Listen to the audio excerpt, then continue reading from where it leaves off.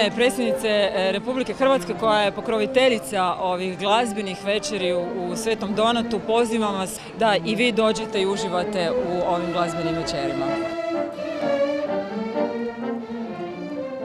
Dođite na glazbenu večer u Svetom Donatu, doživijete čari glazbe koje su u spoju sa prekrasnim ambijentima Svetog Donata katedrale i veselite se tim događajima.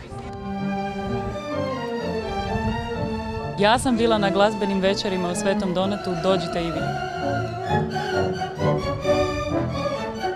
Pozivam Zadrane, pozivam ljude koji su blizu Zadra, turiste da dođu da poprate glazbene večeri. Stvarno ima veliki broj jako interesantnih koncerata i toplo preporučujem.